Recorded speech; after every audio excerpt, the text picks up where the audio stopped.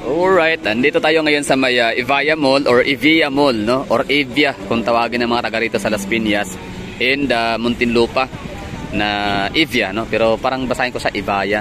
Evia is a lifestyle shopping mall na pagmamay-ari ng mga Villar family na matatagpuan dito sa may Villar City sa Las Piñas area sa may Daang Hari Avenue.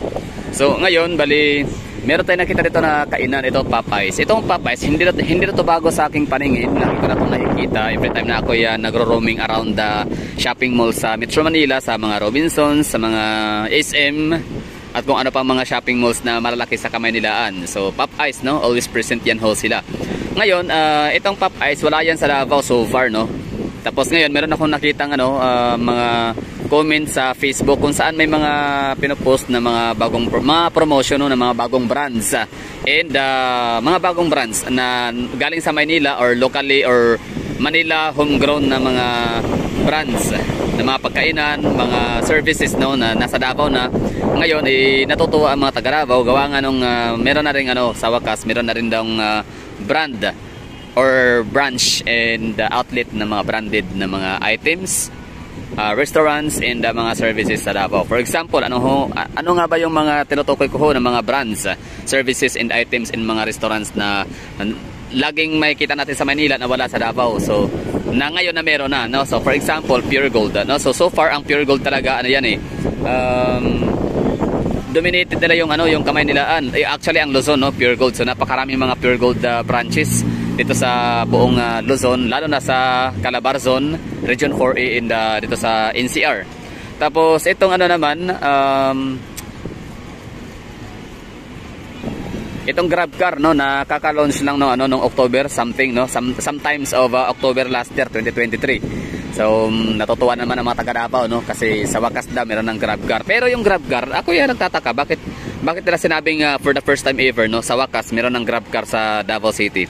Yung promote ni Chito Samuntina na siya yung parang endorser sa pag-launch ng GrabCar sa SM Lanang Premier.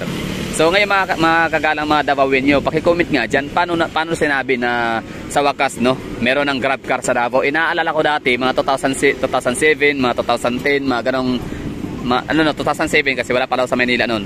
Noong 2010, so 2007, 2008 or mga 2012, mga gano'n, no, pataas na year, may mga GrabCar na, ibig kong mga Grab taxi kumbaga ba, no? Yung naalala ko dati 50 pesos nga lang ang bayad nun eh. Dalawa yun eh, Herna, yung talagang made in Davao, yung Herna tsaka GrabCar. Oy, yun, no? Nice one. Chevrolet, no? Chevrolet ba yun? Nice one, no? Cute, oh. Ayos, VIP. Ano ba yun? Chevrolet, di ba? May ganyan ba Chevrolet? Anong brand yun? Basta yung letter pa ganyan, no? I don't know. So, Popeyes. So, balik na-distract ako doon sa cute na luxury car na yon. So, yun, GrabCar. Mga taga-Davao, comment nga dyan sa ating comment box. Paano nasabi na sa wakas, for the first time ever, meron ng GrabCar sa Davao? Yun na nga, naalala ko nga dati na sumasakay kami ng taxi kasama ng kapatid ko na naka 50 pesos discount. 50 pesos lang babayaran mo basta within the city ka lang, no? Parang poblacion district ka. Kahit saan ka naman para 50 na talaga babayaran nun. So Grab taxi. So tapos parang nawala, tapos baka bumalik na. Sana ang caption doon sa nabasa nating post sa wakas nagbalik na rin ang GrabCar, parang ganun. Anyway, so natuwa ang mga taga Davao kasi meron ng GrabCar. Tapos I know for sure na natutuwa ang mga taga Davao kasi nagkaroon ng Pure Gold na grocery store kahit paano, no? So located yung Pure Gold. Maaring hindi lahat ng mga taga Davao alam na meron tayong Pure Gold sa Davao, pero meron na ho tayong Pure Gold nag-iisa.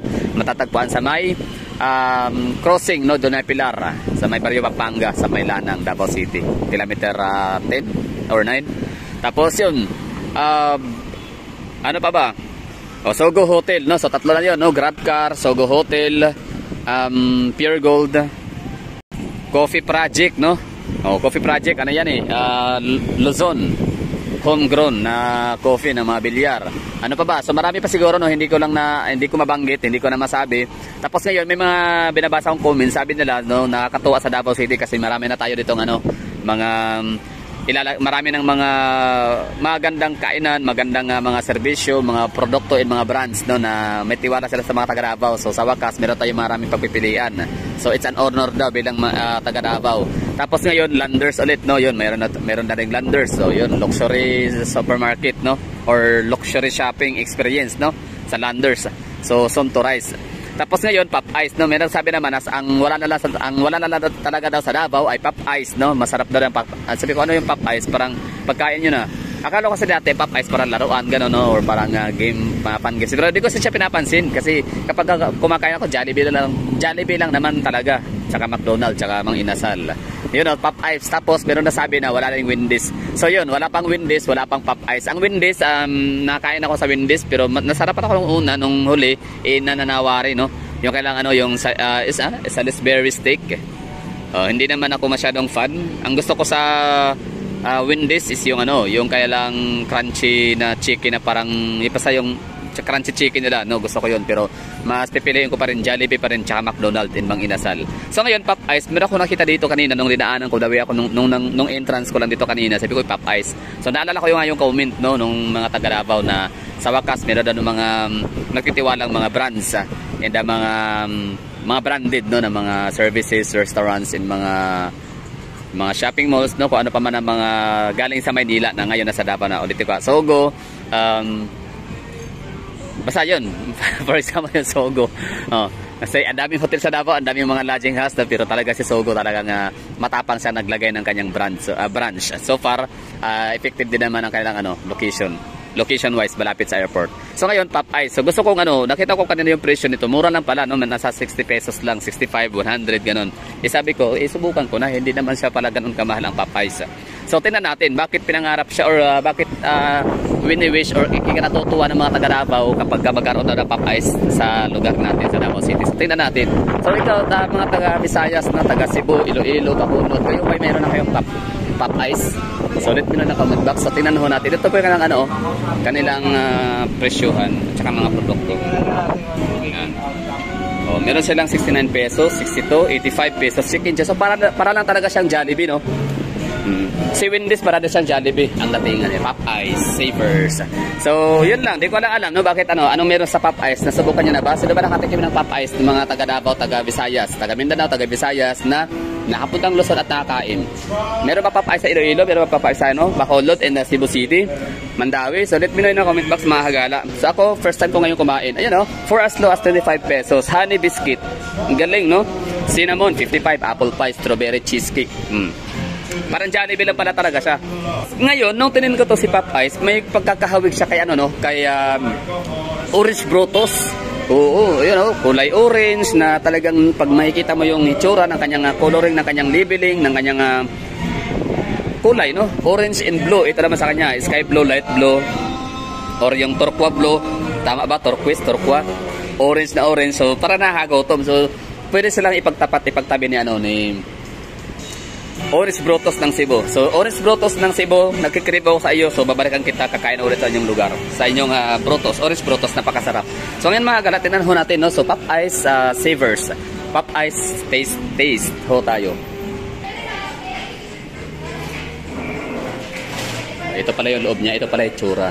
Maganda siya, no? Sa ganong presyuhan, pero ganito ka-luxury yung luxury type or luxury style ang kanilang dining area. Nice one. Hindi siya kagaya sa McDonald's or Jollibee na common na rin nakikita. Sa Brutos, gusto ko rin talaga ang Brutos, no? Humanda ka sa akin. Madalas ang ino-order yung pinaka best seller. Anong best seller dito? Chicken sir, C1 or C4? C1 or C4. Ano meron sa C1? With fries. With fries, no? So parang Jollibee lang pala talaga siya. Parang Jollibee, parang McDonald's. So, first time ko makakain ngayon ng Pops Ice. B1 or B2, sir? Best seller ko na. Sa C1, anong nilagay sa chicken? C1 tsaka C4. Ano yung C4? Chicken spaghetti. Asan dyan? Yun, chicken spaghetti, no? Tapos sa burger naman ay B1 tsaka B2. Asan dyan si B1? Ano meron? Yun. Okay. Pinagkaiba lang po nila, may jalapeno tsaka spicy po yung bacon. Okay.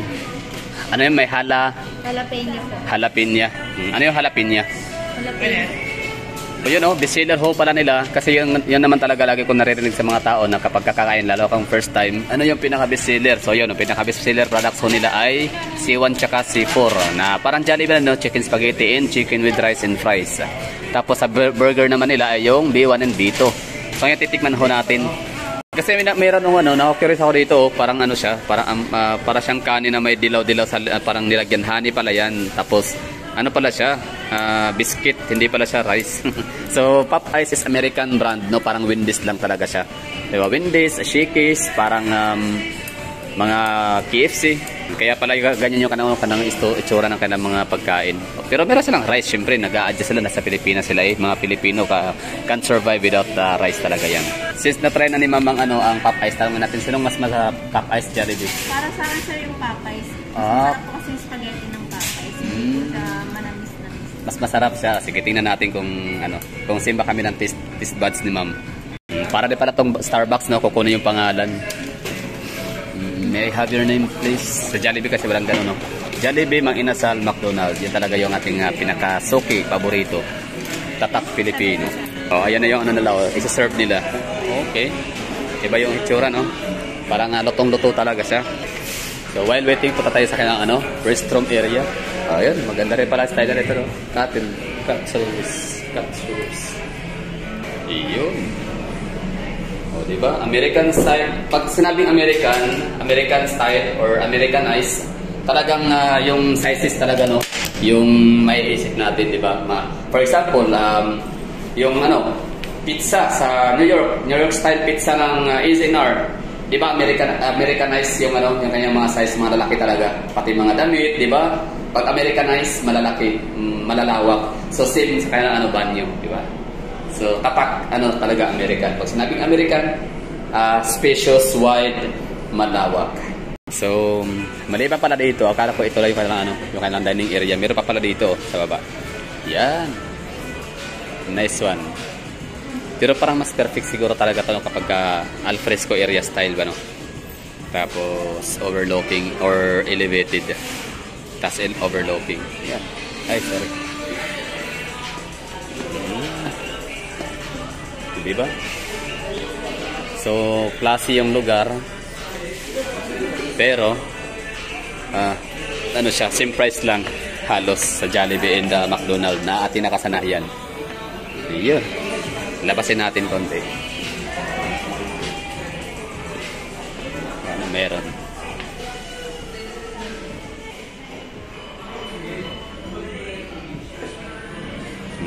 Okay, ito pala. Ito yung entry kanina. Nice one. Uy, di pa ako napunta doon kanina. Tapos na pala. Saan yun? Atrium. Yun. Pool.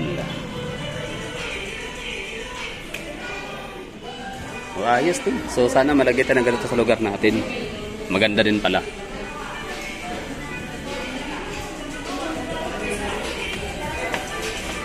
Para tinawag na yung natin kanina. Pangalan. Ayun, sinerve na ni Ma'am. Thank you. So, ito yung pagkain na in-order ho natin. At matitikman na rin kung bakit nga ba to sinabi ng mga taga Davao na sana ay magkaroon ng ganitong pagkain sa atin or branch ng Popeyes. So, sabi ni Ma'am, masarap daw ang spaghetti. Mas gusto niyo talaga niya kumpara sa Jollibee. Siyempre, no? Hindi mo pwede sabihin mas masarap ang Jollibee kasi on duty siya. Okay, so pero pwede namang nagsasabi si Ma'am ng totoo din talaga. So let us see.